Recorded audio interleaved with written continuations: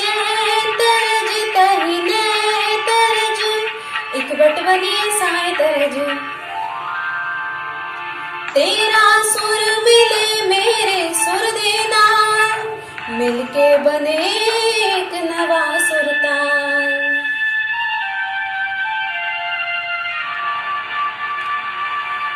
मिले सुर मेरा तुम्हारा तो सुर बने हमारा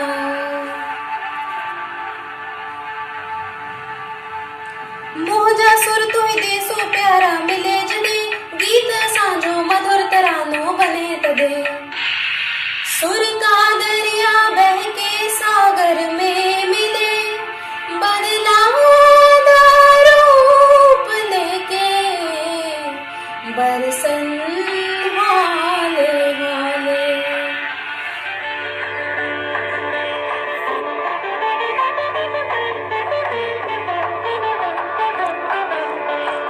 ഇസൈനാൽ നം ഇരുവരൻ സ്വരമും നമധാക്കും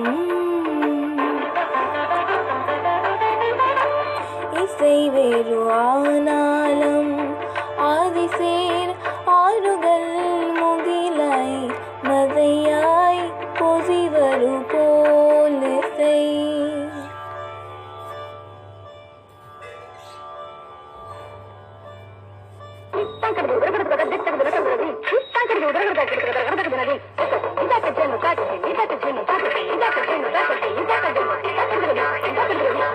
ನನ್ನ ಧ್ವನಿಗೆ ನಿನ್ನ ಧ್ವನಿಯ ಸೇರಿದಂತೆ ನಮ್ಮ ಧ್ವನಿಯ ಸ್ವರಮೋ ನೀ ಸ್ವರಮೋ ಸಂಗಮಮೈ ಮನ ಸ್ವರಂಗ ಅವತರಿಂಕೆ ఏంటి స్వరమం నెగలుదే స్వరమం অতিచెను సంయుదే స్వరమం তোমার সুর মোদের সুর সৃষ্টি করুর কই কুসুর তোমার সুর মোদের সুর সৃষ্টি করুর কই কুসুর সৃষ্টি হো কই কোথা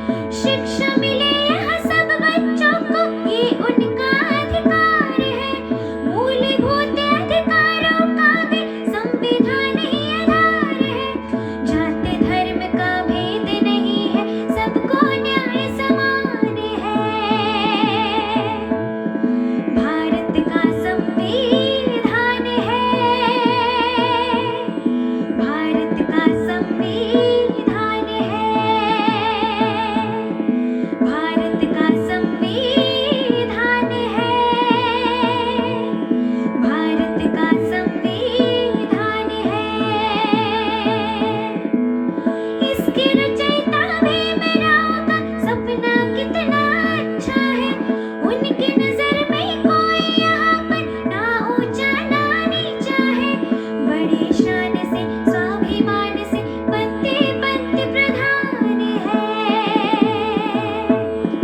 भारत का संविधान है, भारत का संविधान है, भारत का संविधान है, भारत का संविधान है। संविधान को पढ़ के समझना सबकी जिम्मेदारी है। संविधान ने ही हम सबकी देखो दुनिया संवारी है। संविधान ही भारत देश की जीवन ज्योत और प्राण है। भारत का संविधान है, भारत का संविधान है, भारत का संविधान है, भारत का संविधान है, भारत का संविधान है, भारत का संविधान है, भारत का संविधान है, भारत का संविधान है। कक्षा 9वीं की छात्रा आज आप सभी के समक्ष भारत संविधान के निर्माण के विषय पर भाषण देने जा रही हूँ। तो आइए शुरू करें।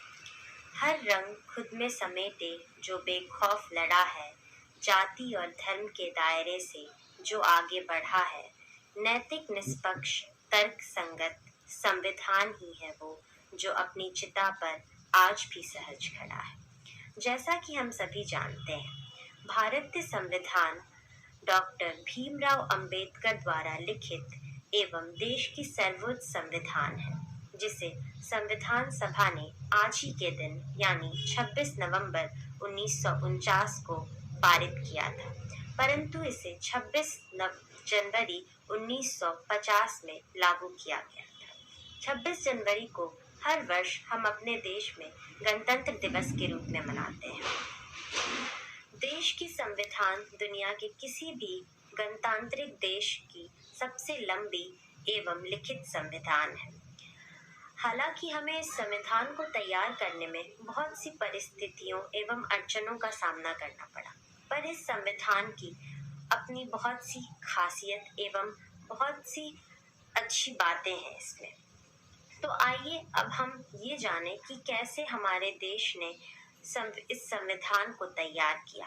आखिर हमारा संविधान बना कैसे?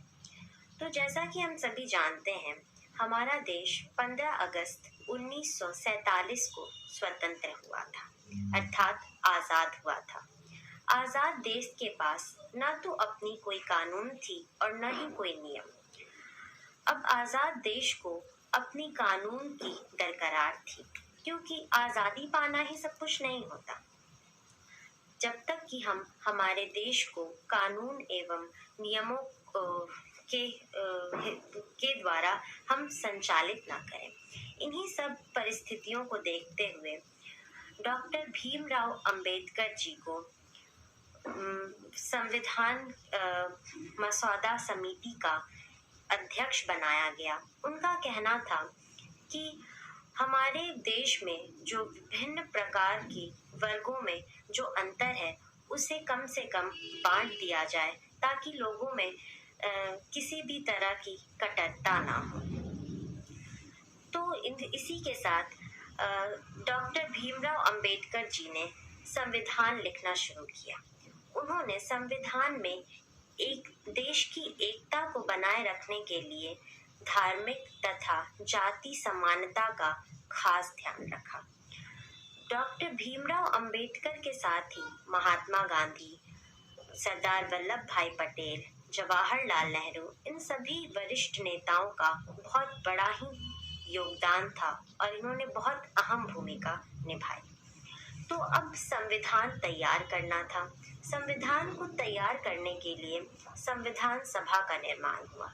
संविधान सभा ने 2 वर्ष 11 महीने 18 दिन में संविधान तैयार किया। इस संविधान को तैयार करने के लिए कुल 114 दिन में बहुत सी बैठकें बुलाई गई। इन बैठकों में शामिल होने वाली जनता एवं प्रेस को पूरी तरह की स्वतंत्रता थी। संविधान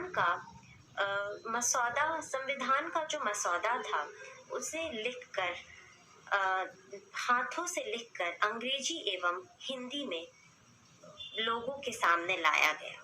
उन्होंने किसी भी प्रकार का कोई भी प्रिंटिंग या टाइपिंग मशीन का उपयोग नहीं किया। उन्होंने कैलीग्राफी का यूज करके हिंदी एवं इंग्लिश इन दोनों ही भाषाओं में उसे निकाला।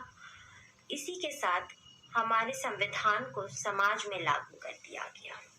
इससे समाज में एक नई निष्पक्ष न्याय की प्रणाली मिली, जिससे समाज के लोगों को बहुत तरह की परिस्थितियों का सामना करने को एक मजबूती मिली। लोगों को अपना अधिकार मिला, अपने कर्तव्यों की जिम्मेदारी मिली। इसी के साथ मैं बस यही कहना चाहूँगी कि हमारा संविधान हमारी जान है, हमारी आन है, हमारी शान है। हमारा संविधान 10 देशों से प्रेरित माना जाता है। इसी के साथ मैं आपको ये भी बता दूं कि हमारे संवैधानिक व्यवस्था एवं संस्थाओं में ब्रिटिश संविधान का बहुत ज़्यादा असर देखा जाता है। इसके साथ ही आयरलैंड, अफ्रीका और अन्य कई देशों की संविधानों के प्रावधानों को भी मद्देनजर रखते हुए उन्हें भी इसमें जगह दी गई है। अतः मैं आपसे बस यही कहना चाहूँगी कि संविधान हमारे देश के लिए बहुत ही ज़रूरी है, ज़रूरी था और ज़रूरी रहेगा। तो मैं बस आपको यही कहना चाहूँगी कि संविधान में रखो आस्था, मत चुनो गलत रास्ता, क्योंकि संविधान है हिंदुस्तान की जान, हमारे देश के नागरिकों की पहचान। तो इसी के साथ मैं अपनी वाणी को विराम दूंगी और अपने भाषण को यहीं समाप्त करूंगी। धन्यवाद। जय हिंद, जय भारत।